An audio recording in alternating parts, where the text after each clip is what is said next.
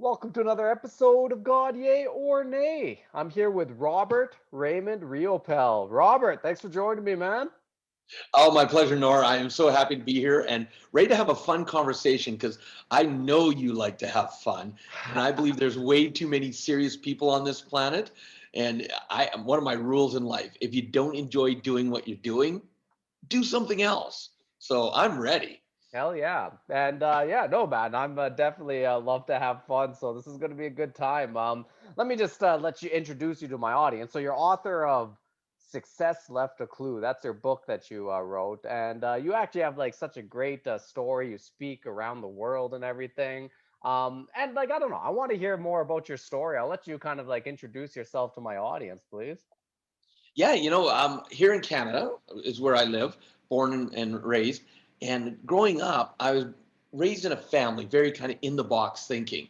Don't question things. This is the way it's done. You just do it. And especially kind of one of the big rules taught to my family was even if you don't enjoy the work you're doing, if it supports your family and it's secure, you do it.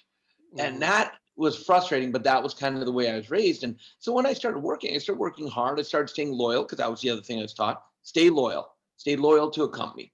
And by the time I was 21, I'd worked for three different companies, and my mind's going, something's not kind of connecting here. And here where I live in Alberta, we have oil. And the interesting thing is, if oil prices are up, our economy booms. But if oil prices are down, our economy sucks, plain and simple. And in 1989, and if you're doing the calculating, stop calculating my age here. But in 1989, I'm 21 years of age. I've been laid off from my third company, and I'm looking for a job. And we're in the middle of an oil bust. There's no work. I'm trying to find that real job. So to support my family, because I'm a newlywed and I want to take care of my wife, I start to deliver pizzas for Domino's Pizza as a way of doing something until I find that real job. Because of my work ethic, I end up becoming a manager. My wife becomes my assistant manager. And what do? We start working hard, open to close, 7 days a week. And we do this for just over a year. When I'm now qualified to be a franchisee, and Nora, I don't know if you know much about Domino's Pizza, but you can't just buy a franchise. You actually have to successfully manage a store for at least a year, Okay. have a lot of criteria to meet. And if you do, they actually waive the upfront franchise fee, but you still have to buy or build a store. And Hmm. so all of a sudden we find out, my franchisee announces, I'm selling my because I want out of Domino's Pizza. And my mind goes to, oh crap, we need to start calling other franchisees and find a new job because we know the first thing a new owner does, they replace the managers and bring in their own management team. And so my mind went into that fear base of I'm about to get laid off again, but now both of us, we've got to find a new job. And my wife was looking at me and she's like, well, why would we do that? Why don't we just buy the store? And I'm like, because we have no money. That's why we'll do that. And one of the beautiful things about my life is I have the most amazing support network of a wife. Met when we were 13, started dating when we were 16, got married when we were 19, and just celebrated our 32nd wedding anniversary. Oh, Again, nice. stop calculating my age. Stop it. And and I'm like, look at her, we don't have money. She goes, but we can figure out a way to do it. See, I was such an in the box thinker, it didn't even enter my realm. But we do have passion, and because of her drive of let's look outside the box, let's figure out a way to do it, we started investigating how can you buy a business if you have no money. And we made a lot of mistakes over the next 4 months. We made a ton of mistakes, but we learned something every time until we had the confidence. We knew what to say, what not to say. And we finally were talking to our bank. We had stayed away from going to our own personal bank. One, we couldn't get a meeting with them because back then you had to know someone to be able to get an interview or get a time with the business manager. And we're talking to our branch manager who had helped us buy our first home. She loved my wife and I because of how hard we were working. We were 23 years of age. We were hardworking people. And we're in her office and she said, so how's it going with the store? And we're like, it's not going well. We just haven't been able to find any financing. And she goes, well, have you talked to Grant, the business manager?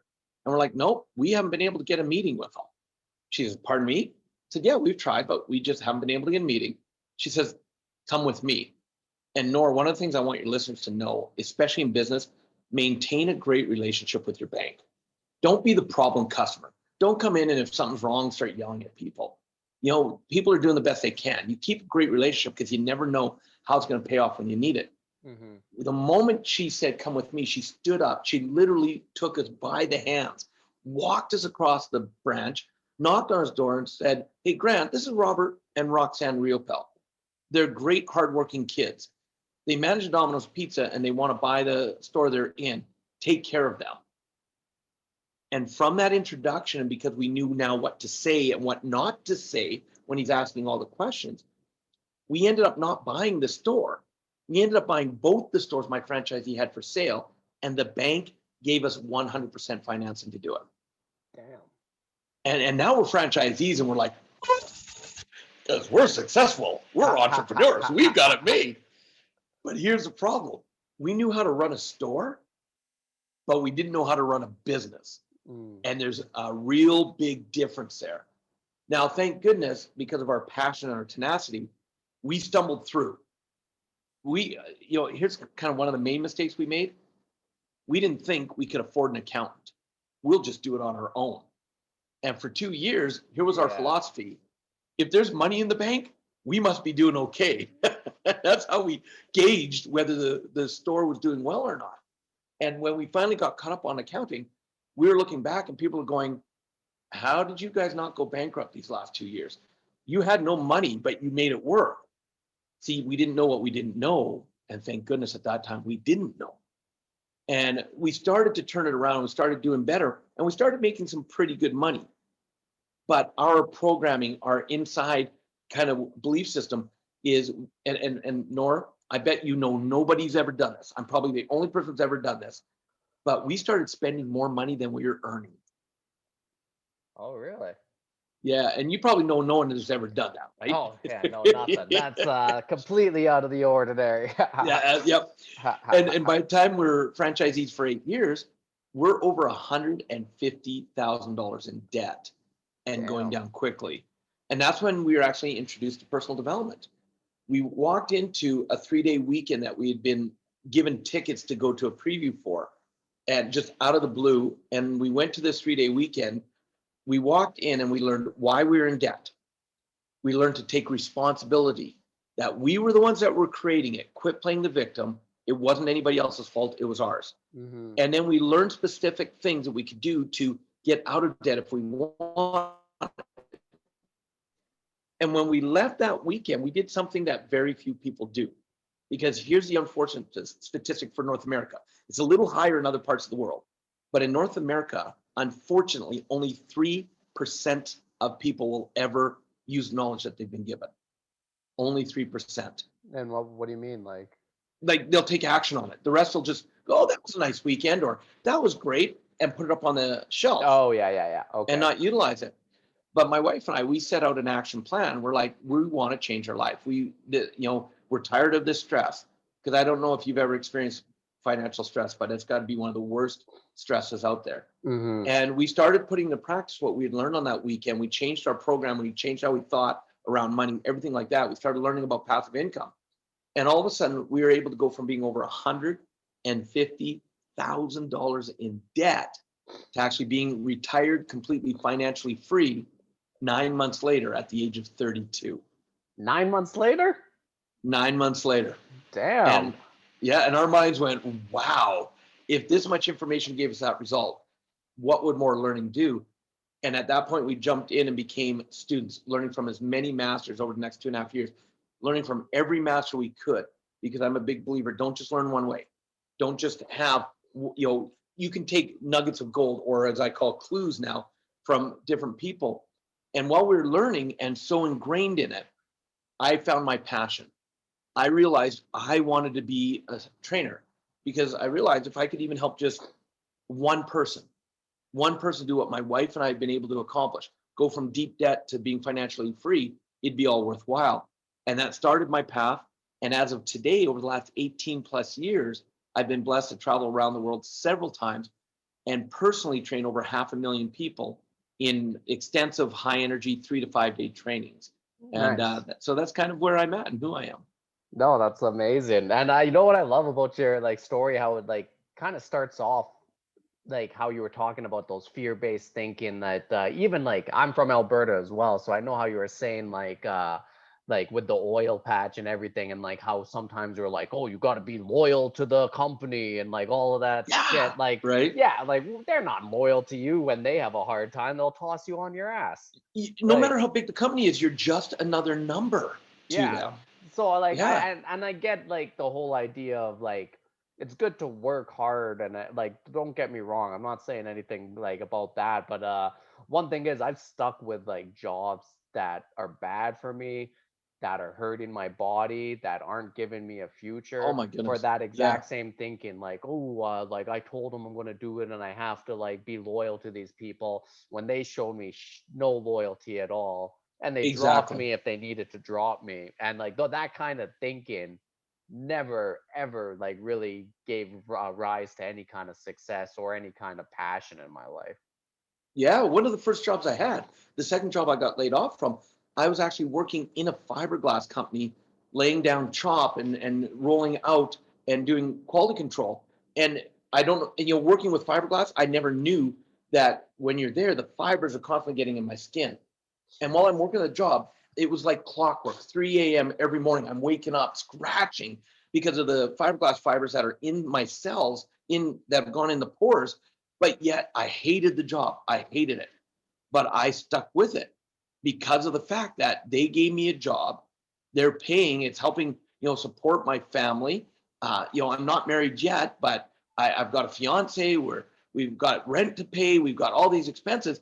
And I would wake up in the morning hating going to work, but Hmm. I did it because this is what you do, plain and simple, right? Hmm. Now, okay, what part of Alberta are you in, man?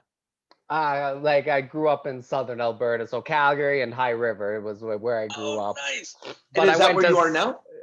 like no, well right now I am in Calgary, just back home for the summer, but I'm living in Toronto now. But also went to school in Edmonton, so like I know all of Alberta. I've Uh, that's where I started my comedy career, so I've been to every little small town doing shows in every little I've bar. been So everywhere, man. I've been everywhere. Yeah, we actually lived in Calgary until about 3 years ago. I'm back in Central Alberta. We have a beautiful acreage, but I'll tell you, this weekend coming up for the Calgary Stampede. hey, Looking forward to it. nice, Love nice. the Stampede. That'll be fun. All right, so like, I like this. Success left a clue. So you talk about yeah, you talk about these clues. These are kind of like principles almost of like what you think gives success. So this is how you kind of teach it. Am I right on that? Yeah, because I've been blessed to not only travel around the world, but and train, but I've shared the stage with some of the greatest thought leaders in the world. And as I've watched what's the difference between people who are success, what do they have in common versus people who aren't. And I started picking up all these clues of success. So as an example, one of them, step number 2 in my book, I lay out 6 steps. Step number 2 is find a mentor or someone to model.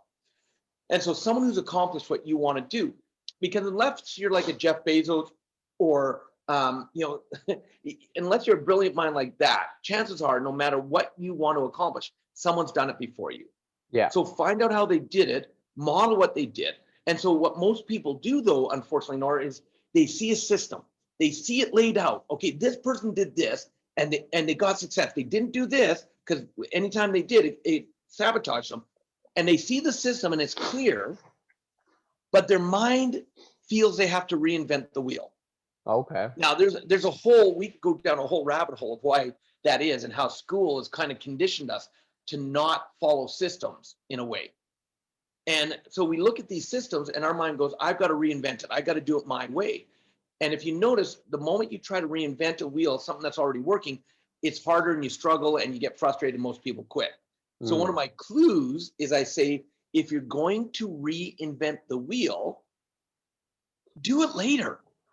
Do it later. True. Get True. the success first. Follow the system, get the success. Once you're successful, now you have the success. If you still want to reinvent the wheel, go ahead and do it because at least you have the success. But we want to reinvent it right away, and then we struggle and we wonder why we're miserable. So that's kind Yeah. of an example of a clue I would give in the And book. that's a great example because honestly, just even in comedy, right when you said that, like, and I tell this to comedians a lot too who are coming up, like when a lot of younger comedians are coming up, we look at other comics and we try to model it off of them. But like, it's true, if we try to reinvent the wheel too early and we try to like break those rules, which is good in comedy, but you have to learn the skills and the basics, and like you have to go down that path first. Once you No, no, come actually, on. yeah, No, once you nor comedy's easy. ha But ha ha everybody can do it, can't ex they? Are you telling me it actually takes work?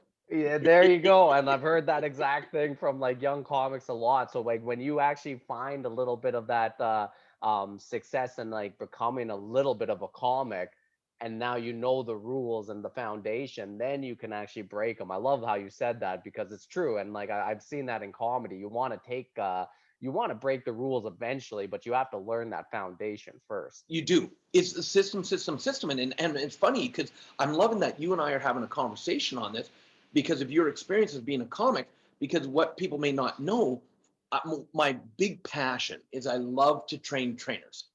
And I've been blessed to train thousands of trainers around the world on how to use what's called accelerated learning. And it's a system. And when I'm mentoring someone, one of the things I actually have them do is study comics, study people like Ron White, Oh, study really? people, yeah, because it's the mannerisms, Okay. pauses, Yeah, the yeah. build up, grab the hook, take them in a new direction. And trainers that study comedic performers, that's where they get a lot of their ability to then be on the stage and hold the presence of an audience instead Awesome. of just doing a lot of this. Yeah, And yeah. so like Kevin Hart, love to model Kevin Hart. And just and I imagine you know who Ron White is, Of correct? course, love Ron White. What a great model of how to really, with that dry sense of humor, Ha ha ha ha ha ha. set the audience up. Because especially because I love to have fun, I'll set what's called a context with my audience, just like a comic does. It's a space that you create to allow you to have the fun inside of it. And it's not necessarily about the data or even the jokes. It's about the space you've created. And because I love to have fun, I will set the context right away that look, my jokes are not funny, but I'm going to tell a lot of jokes, but they're not funny. Ha But tell ha you ha. what, the more you laugh, the more I appreciate it. And the more you laugh, I will give you more information. So I get Yeah. the audience Ha ready ha for ha that. ha ha. Get them all And primed even up. Ha ha ha ha ha. exactly. And even because around the world, people go, man, Robert, you just speak all over the world. How many languages do you speak? And I'm like, I speak English. Thank goodness I have amazing translators. And it's something I learned from a mentor of mine is my Canadian humor does not translate into other languages very well Ha ha ha sometimes. ha ha ha. And so I would sit there and I would be speaking, maybe tell a joke, and all of a sudden you'd see this look on the audience. Yeah. And I found out later that my translator didn't understand my joke, so they just quit speaking. And Ha not a ha good ha feeling. ha ha ha So ha. what my mentor said is when you're pre-prepping with your translators, simply tell them this statement. If you don't understand my joke, just tell the audience, translate to the audience, the speaker just told a joke. Laugh, please. Ha ha ha ha ha ha ha ha ha ha ha ha. And the moment they do that, I get the bigger laughs and I know what they've said. So I then have fun with that and I play with that. And Yeah. it's because, it is about having fun. And when you learn a system, it allows you to be more connected. And I know you can relate to this.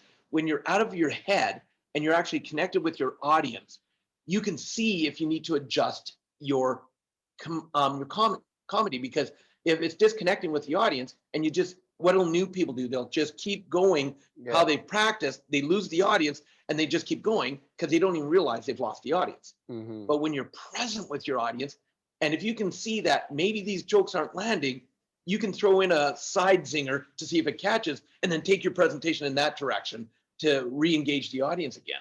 And that's Now, that's the beauty of having the confidence of knowing that you put in the work, you put in the practice, and that you can really add value to your audience in whatever way it is. mm-hmm. Yeah, no, that's amazing, and I love you. You travel all over the place. Like, I'm kind of interested in like have like has travel given you a lot of these clues, like you said, or like Oh, success clues? yeah. I became more tolerant when I started traveling. Okay. Okay. Here in Alberta, it can be a I was little, I was waiting for that. I was like, everyone that's listening is gonna be Alberta tolerant. What's going on here? we can get a little redneck here in Alberta, right? Yeah. And it was when I became a trainer. I'd only ever traveled between parts of Canada and the US. Oh, maybe I got exotic. I went on a Caribbean cruise. So that was my Ooh. extent of traveling the world. But as a trainer, when I started traveling around the world, my first trip outside of real North America was to Singapore. I had 6,000 students for a 3-day intensive weekend, and I'm on stage for up to 12 hours a day. Wow. And so one of the biggest fears is, do they have the same mind fears and the crap in their head that we do? And is the material going to connect with them? And in the first 2 to 3 hours, myself and the other trainer I was with, we realized that they're no different than us. They have the same shit going on in their head that holds them back and sabotages their success. And from that point, now that I've traveled all around the world, the one common theme I've noticed is we are all the same. We all have the same fears, the same doubts, the same worries. Maybe we have different upbringings, maybe we have different belief systems, but underneath it all, we are all the same. And the problem is when we treat each other different, thinking we are different. Yeah. And so the tolerance I learned that, first time I ever went to India as an example, when I land in a country for the first time, I love to go and just walk and observe and absorb it, or hop onto local transport like buses and tuk-tuks and stuff like that. Oh yeah, yeah. And I remember I'm walking, I'm going for a walk, and I start noticing how 2 months earlier they'd had the major floods in Mumbai. Water was up 6 feet high. Now in Alberta, that would have shut us down. High River, hello, when the High River floods. When you live in a town called High River, you're surprised that there's a high river and you get flooded. I don't understand that, right? And look how long it took out the community. So I thought my event was going to get canceled because this major flood had come through only like a month and a half, 2 months earlier. But no, everything was up and running. And I noticed the first thought in my head was, look how dirty it is. And all of a sudden I caught myself and I went, okay, why are you looking for what's wrong in this situation? Let's change the filters on your glasses. Let's start looking for what's right, what's beautiful. Because I've also learned, Nora, that there's beauty in every place. There's beauty in everything. And the moment I changed those filters on my glasses, I started looking in a different perspective. All of a sudden, I noticed that there were people that were happier with, by our standards in North America, with nothing. They were happier than people here that seem to have everything. And I started noticing the beauty of the happiness, that it was true smiles on their face, authentic, happy to see you if you walked up to them and said hello. And it blew me away. And so that was another kind of paradigm shift for me, because there is beauty everywhere. And so having that tolerance and having that understanding, I just love now to get to new countries because I want to see the similarities and then learn the differences, because I want to know about their upbringings. I want to know about their culture. I love history. I love to know why things are the way they are. So I don't know if that answers your question, but No, it does, and honestly, like it's kind of funny because when I grew up, like my parents are from Pakistan and Kenya. Like I grew up traveling a lot, like around the world, and I've seen a lot of this shit, like when I was like a kid, and then like when Mhm. I became a comedian, like at 19, and then I started traveling around Alberta. I used to have those prejudgments and like kind of like negative thinking that you were talking about when I went to like a small oil rig town or something and I was going to the audience and I would immediately go like, oh shit, like this audience isn't going to like me. They're like, I might be like, oh, this is a backwards audience. They're going to hate me and shit like that. And like, I would throw all these judgments onto the audience and my Yes. shows would always suffer. And in my head, it was just like me blaming the audience all the time. But like you said, when you shut up and put that positive spin and be like, you know what? these guys are here to have a fun time. Like they just want to have fun, and I'm here to Yeah. provide that fun. Why don't I just go and have a good time? And when I changed that whole perspective and looked at it like that, it, like the shows became so much stronger. And then Yes. I learned never to prejudge like shit like that again, because like it just doesn't. And your mind, like I know what you're saying, when you're in that fear-based mind, you love to look for those excuses. You love to Yes. like look at something, like you said, you were in India and Yes. you're like, oh, this place is dirty, like this is gonna suck. Like you love to make that because it is an excuse. You, when at the end you can come home and just be like, oh no, that place just sucks, so who cares, kind of thing. But Right. And yeah. that's it. And what I teach trainers, and it's what you just said, that's the same for a comedian, is I tell them the greatest fear that you have up here is what you're going to manifest in your audience. So if you're thinking that they're going to hate me, they're going to think I suck, you're going to manifest that. And there will be people that love you, but what you're going to see is the people that don't, because you've manifested and put your focus on those that don't like you and those that think you suck. So you're going to attract that into your life. I'm huge on the law of attraction. And so that's why when I go on stage, I go on with a clear mind of I'm ready to have fun, be of service, and deliver value to my audience. Because and I'm a world class, or I was. Let me put it like this, Mark. I was a world class people pleaser, world Oh class. man. Yeah, yeah, And yeah. especially if I wanted you to like me, I became like that lost little puppy. Oh, please, please, please, Ha like ha me, ha ha ha ha. right? I would end up, because I'd be so annoying with trying to get people to like me. It'd be like, get away from me, you freak. Yep. And right. And so I was trying to please everybody. And so the moment I quit trying to please everybody, see, you never know who's in your audience. Mm-hmm. You just be you, and you're going to attract people into your life that you never realized. I've been able to and blessed to share the stage with some of the most amazing thought leaders in the world. I've had in my audience, I've had a billionaire in my audience. No one knew he was a billionaire. He just very humble, wanting to learn. And when someone found out he was a billionaire, they're like, "Why are you here? You're a billionaire." And he's like, "Because I like to learn." Yep. And the moment I think I know it all, his philosophy was the same as mine. The moment I think I know it all, I'm done. Yeah. So even though I train all over the world, I'm still an avid student. I will get into as many audiences and learn so that I can keep growing. Because I just, the moment I realized what personal growth was and growing myself meant, I became so hungry for wanting to know myself more and grow so I could be of more value to other people. And so it's Mm-hmm. been a continuous journey for sure. And that's where those clues come from. I bet. And like that people pleaser thing, like I was the same, and I know so many people in our culture are. I think I don't know why. Like it seems like there's so many people who are just like, you just like you don't want to offend anybody. You don't want to take any kind of opinion. You don't want to like, Don't even get me you know what I'm started on saying? that. Yeah, it gets to a point where it's just like I don't know, it doesn't do work for you. And like the one thing is like if you want to give somebody a little bit of value, in an opinion or maybe something you want to teach them, usually that's going to piss off another person. So like if you That's right. have, yeah, so if you want to be a people pleaser, you're never really going to give people any real value because you're constantly going to be shifting to the person.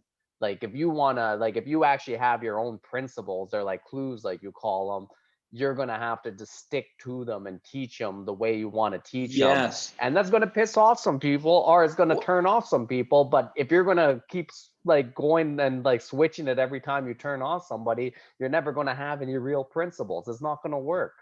oh yeah. And like when I started training, picture this, I'm in front of a room of 1,000 people. And as a people pleaser, 999 could be riveted in their seats, loving what they're learning. And all of a sudden, someone stands up and walks out of the room. And where would my attention go? It would go to the person walking out and like, they don't like me. Oh Ha, my ha, ha, ha, God. ha. Meanwhile, there's 999 people still sitting there going, whoa. And the even weirder part is the person walking out of the room had to go to the bathroom. Ha, ha, ha, But ha, look ha. at the twist my mind put on it. Mm-hmm. And so the moment, because here's what I love for people to understand. is I believe, and it's just my belief, you don't have to believe it, but I believe the greatest gift anybody can give this world is to be themselves. Because when you're you, either people are going to like you or they're not. And if they like you, that's awesome. If they don't like you, it's awesome. With almost 8 billion people on the planet, look at how much time and energy we spend trying to change ourselves. Like you said, flip flop. Oh, this Flip person likes flop. me this way, so I'm going to be this way. This person likes me. And you lose your identity trying and wasting all your energy trying to please all these people. So the people that truly like you for who you are aren't getting your energy.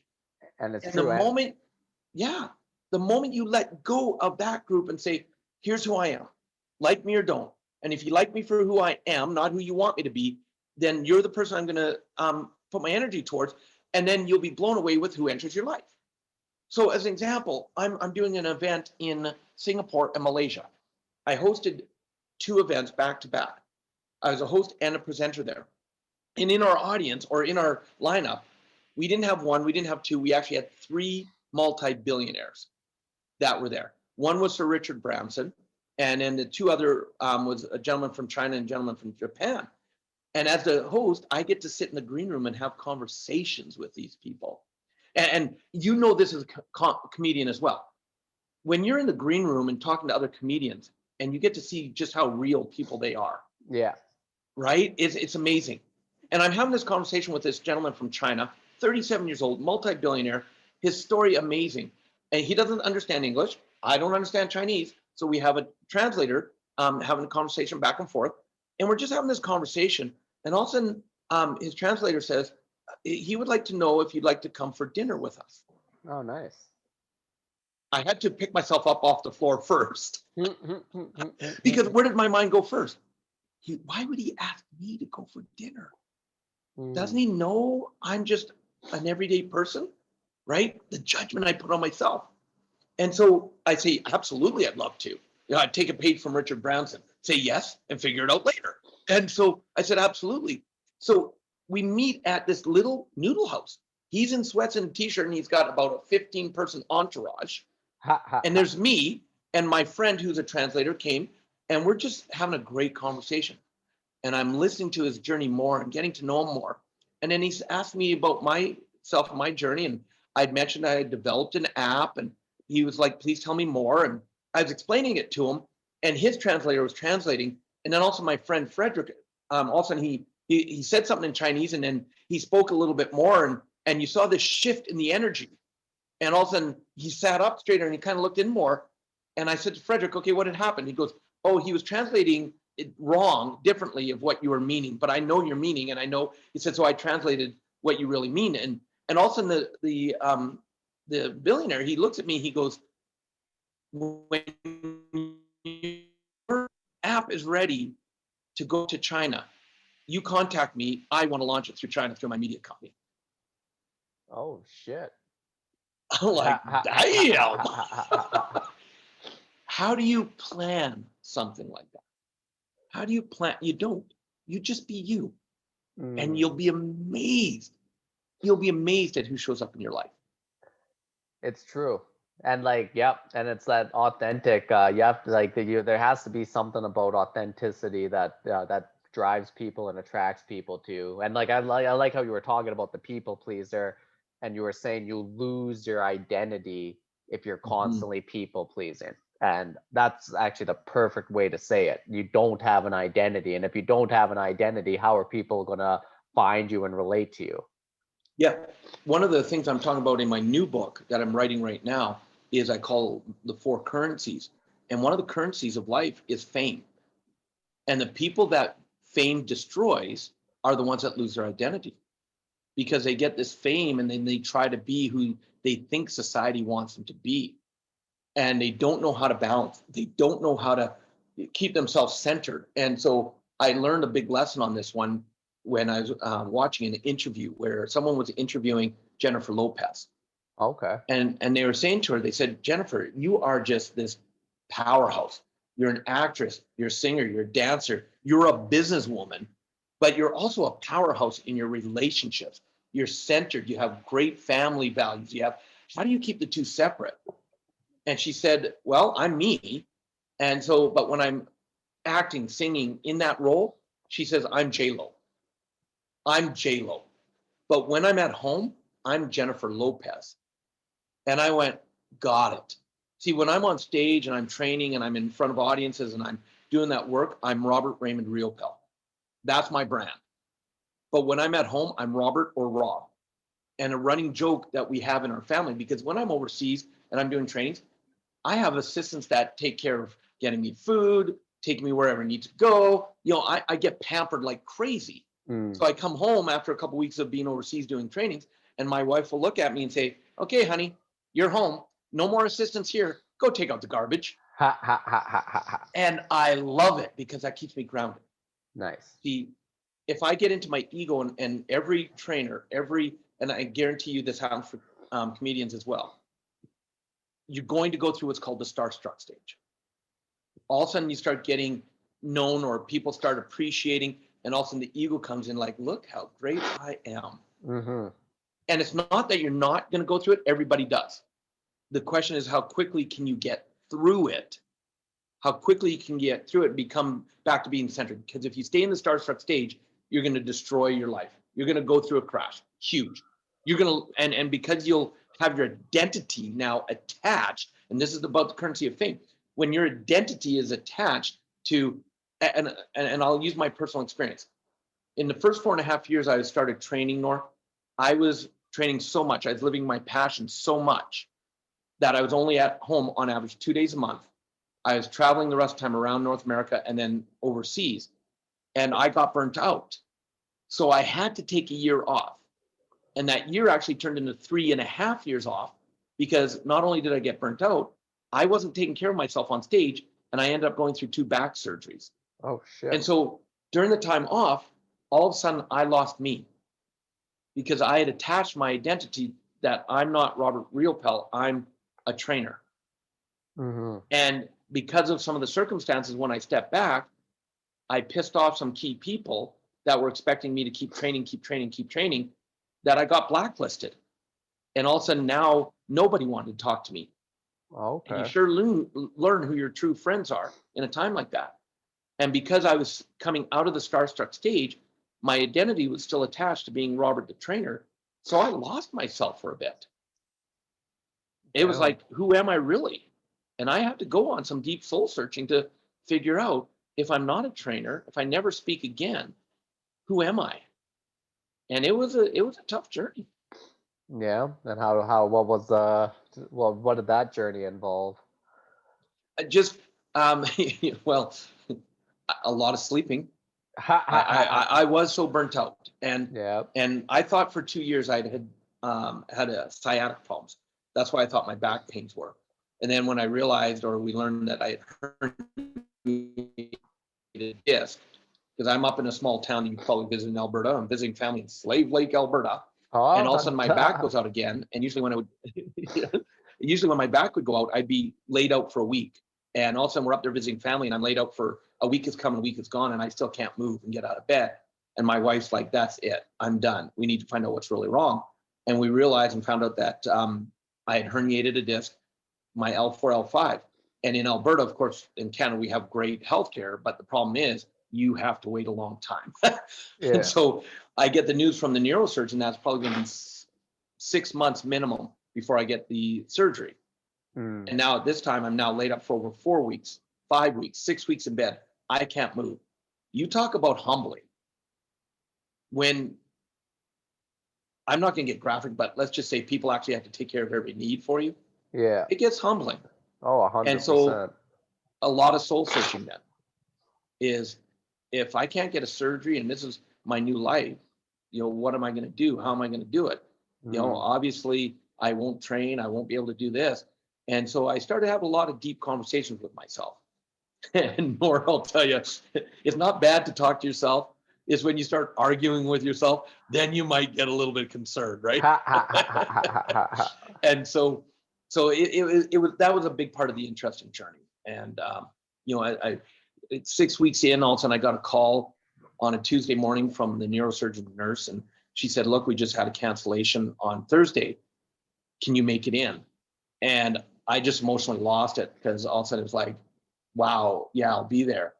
And it was a day surgery, the microdiscectomy that they did. I walked in at 7 a.m. standing really crooked. I couldn't stand straight. I walked out at 1 p.m. standing straight, feeling 1,000% better. They had removed over 50% of my disc. And Damn. I'm gonna give you some advice. If you have something major like that happen and the doctor tells you what to do to take care of yourself, listen to the damn doctor. I didn't. And 3 weeks later, I re-herniated the same disc, ended back up in the hospital for 3 weeks before they could do the second surgery, where they took out another 20+% of my disc. I woke up from that second surgery and I'm like, I'm never going through that again. I'll listen to whatever you tell me to do to get healthy. Wow. All right. Well, damn, man. And I can understand like when you're like bedridden like that, like what kind of thoughts will go through and soul searching will go through your head. So like yeah, that props to you for going through that, man. I am interested in these four currencies of life though. Like we talked about fame. Can you maybe go into the other three? Yeah, absolutely. The first one is the one that everybody thinks of when you talk about currency, and that's currency of money. And what I've come across in my research is that there's too much money in someone's life is something called affluenza. And affluenza, you know you're there when you start doing crazy things. So as an example, I use the example of a prince in the UAE who spent $1 billion on his own jet, A380 airplane, another 100 million to remodel it to be his party plane. You know, I can think of a lot better things to do with $1.1 billion than just having a party plane that you use every once in a while. So that's affluenza. Too little money is called poverty. And what I've realized is that people have a zone. They have a zone and it's different for everybody and it will change as your life goes through. So when you're in that zone of income earning, your investments doing well, when you're in that zone, you'll have a much less stressful life. Things will flow. And so in my Domino's Pizza days, as an example, if my poverty level was right around probably $40,000. If I was making less than $40,000, then I was getting really stressed of how are we going to pay the bills, what's going to happen. The affluenza zone was probably about 100,000. If I made over 100,000 a year, started doing some silly things with money, wasting money, losing on investments, because not doing the proper due diligence, stuff like that. Mm-hmm. So that's now over the years. Today, my poverty zone is around $200,000. If I'm making less than 200,000 a year, then I do because I love my lifestyle. No, I love the lifestyle I have, and so around the 200,000 where I'd get stressed. The affluenza is if I get around 1 million or more in a year, then now that becomes, I start doing some crazy things again. Mm-hmm. So it's about identifying and seeing where your zone is and staying in that zone, because that's where you'll really enjoy the fruits of currency in your life, because money is just a tool. Yeah. So that's one currency. Second currency, every single one of us has the exact same amount of, which is time. And if you have too much time on your hands, that's boredom. Too much time is boredom. Too little time is stress. And it's interesting, when the coronavirus came in play, I went from flying on average 200,000 miles a year around the world to zero. Yeah. And when I was now at home 24/7, I actually became busier than when I was traveling around the world. And it always blew me away when someone would go, I'm bored. When can we get back to real life? And it's like, come on over here. I got lots for you to do if you're bored. Come to my place, right? And so what I've come to realize in this research is that people are really, really, really good at being busy, but they're not necessarily productive. Yeah, And so as an example, I'm writing my new book, and I might go, okay, I'm going to go down to my office. I'm going to write my book. 8 hours later, I can come up and go, man, was I busy. But what did I really do? Yeah. I didn't seem to write a lot of the book. Oh, but look, yeah, I checked social media a dozen times. I went on emails. I was responding to texts. And I wrote a little bit of the book. I was good at being busy. But when you understand being productive, one of the things that and I now live by my calendar, is researchers proven that you can only stay focused on something for about an hour at a time before you start getting distracted and squirrel all over the place, right? And so I will actually put on the calendar what's called focus time. And so it might be from 10 to 11. During that time, I'm writing my book. So now when I go into my office, that's the sole focus. No emails, no social media, doors closed, and I get productive.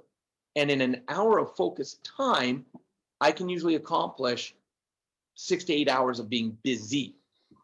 So for the currency of time, it's about learning to be more productive, especially if you're a person going, I have no time, I'm too busy, I have a family, I have, and all this and all these reasons why they're too busy. Well, if you take and create some focused time, you'll notice that you free up other time. And it also comes to one of the things that has held people back from having success in their life. Oh, bless you. Yes, allergies are bad today. I hear you. I hear you. Maybe you're just allergic to me and my jokes because they're bad. That could be. So when it comes to family and people go, well, successful people, they lose their family lives. Their family life is ruined. And what they think it is about, it's about quality or quantity of time with their family. But what I've discovered is family will take quality over quantity every time. So as an example, and tell me if you can relate to this, Norm.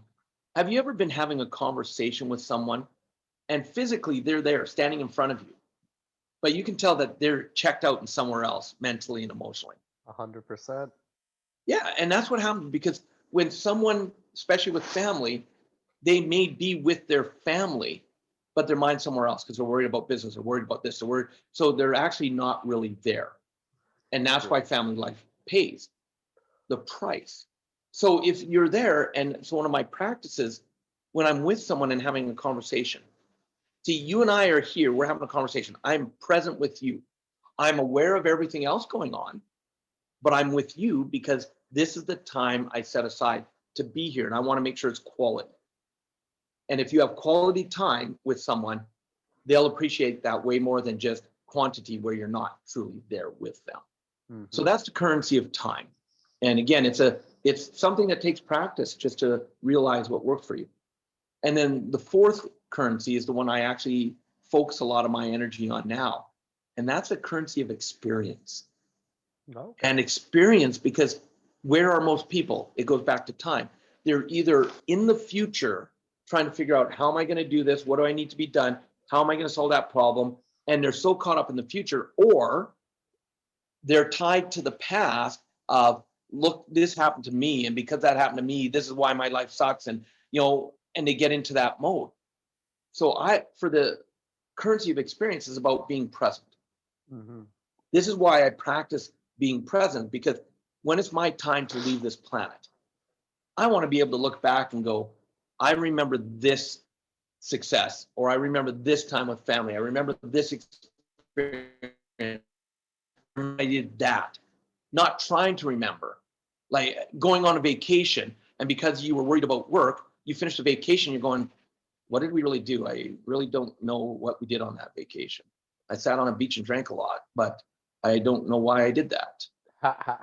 Right? And how many people does that happen to? Oh, and so everything I do now, I create an experience around it. I love to run masterminds.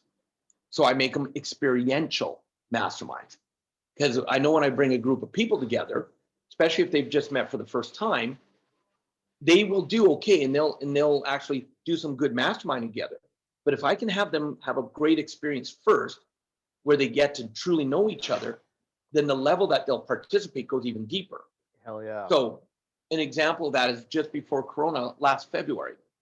My wife and I, we bought this acreage, an executive acreage, for with the idea that in a number of years, we'll build our own training center right here on our property.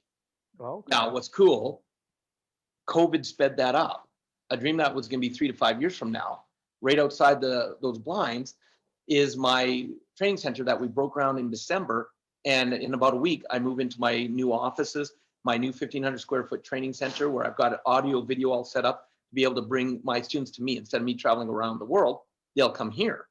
Yeah. And so to test the theory of wanting to have people come to our home, we invited 10 close friends, 5 couples, to come and do a mastermind at our home. They all didn't know each other. The only common thread is we knew all of them. So they Okay. showed up on our house for a 2-day mastermind, and they were staying at a hotel close to here. And what we did is the first morning, it was just sitting around our kitchen table, and we just, who are you? What do you do? Getting to know each other. And we just started getting the know process going. That's all we wanted to do in the morning. And then my wife, for Christmas earlier that, a couple months earlier, at a charity, she'd actually bid on a prize, which was there was going to be a Celtic illusion show coming to Red Deer, Alberta, where it's Celtic dance mixed with magic and illusions. And so she bid on this prize where it was a private suite for 12 people, all the food, everything like that for the show.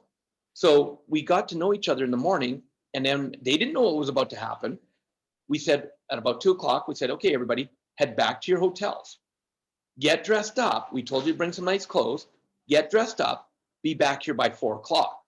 So they all showed back up at our property at 4:00. At 4:30, this great big stretch limo pulls into our driveway. We all load up. There's wine and champagne in the limo. It takes us to the show. There's the spread of food and beverages there.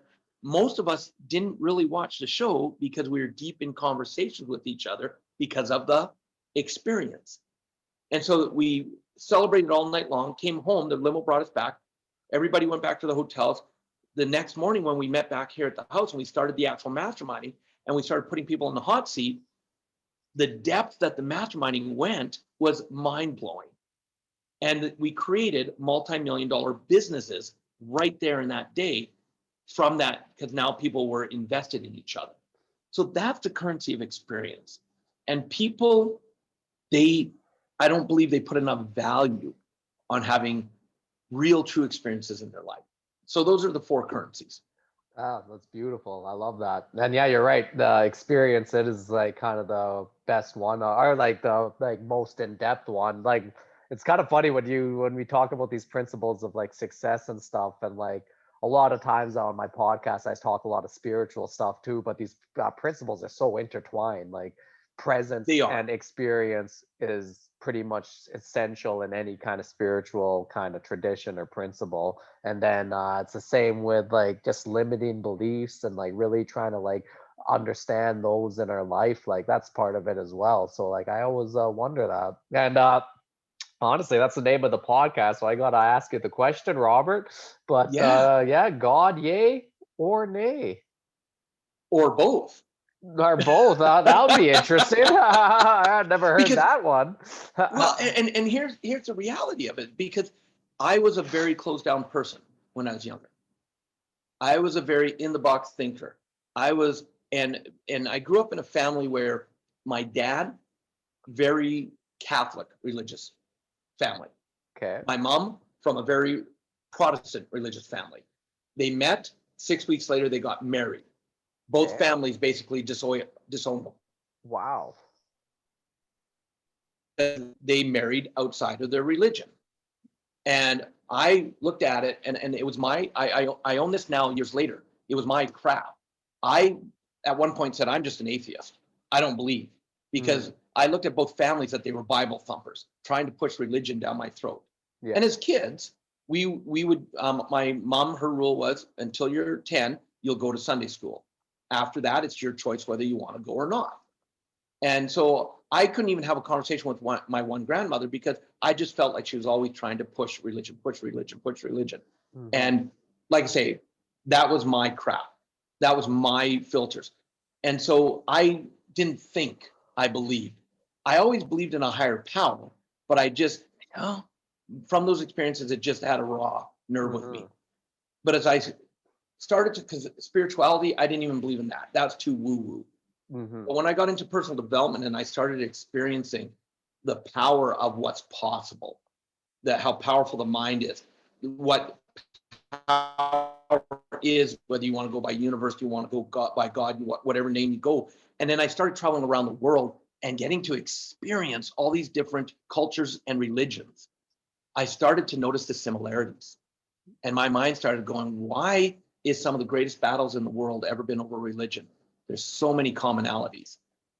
And so for me, the reason I said God, yay or nay, or both, is because I absolutely believe in God. I absolutely believe in a higher power. I just don't necessarily believe that any one way of thinking about it is the proper way or the right way or the one way. I'm open to all different things, and that's why the both. Nice. And yeah, and like I think just from talking with you, it seems like your philosophy is like opening up your mind and stop thinking so closed-mindedness and stop getting into that fear-based thinking and just open up. And when you're open, you see a lot more of the world, right?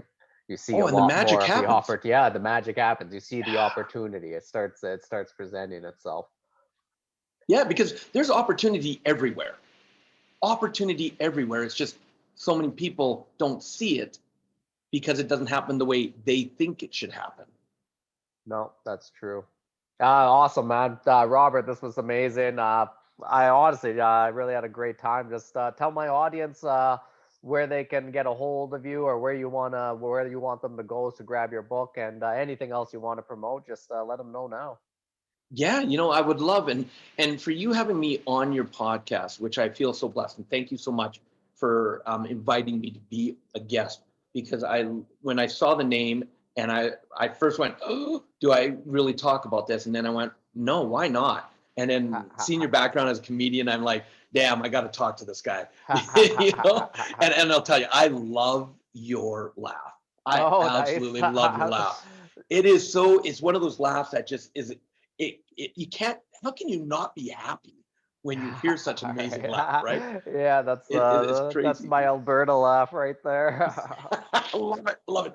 And so what I would love to do for your audience, I wrote my first book, Success Left a Clue. We published it in 2000 or 2017. And if your audience goes to robertriopel.com, just my name, RobertRiopel.com, they Okay, are actually going to be able to download the digital version of it as our gift to them. sweet. Now, it does come with a caveat, though, Nor. All right. See, it's not just a book that you read and then put up on the shelf and it becomes shelf help. That's Yeah, not yeah. what it is. It's a workbook. I wrote it as a workbook because, again, step number 3 is take action. So I have action steps all the way through the book, and I'll actually say, stop reading right now, complete this action. And then the next chapter, did you do the last action? If not, stop reading, go back and do the action. Because people are creatures of habit. Remember that statistic. Only 3% of people actually use the information they've learned. So I want them to use it as that workbook because they go through the 6 steps that I outline in the book. Their life will go to a whole new level. I guarantee that. If they Nice. utilize it, they do the action steps. So go to robertriopel.com, download it, and use it as our gift for you having me on your podcast. They can follow me on Facebook. Just put my name in. You'll find my fan page. And then you can keep in touch with what I'm doing. And then my final message is this. Something I said earlier. I believe the greatest gift you can give this world is to be you. So show up and have the courage to be yourself. And the way I sign every autograph and the way that I sign off on every email, always live with passion. Hell yeah. All right, man. Thank you so much, man. I really appreciate that.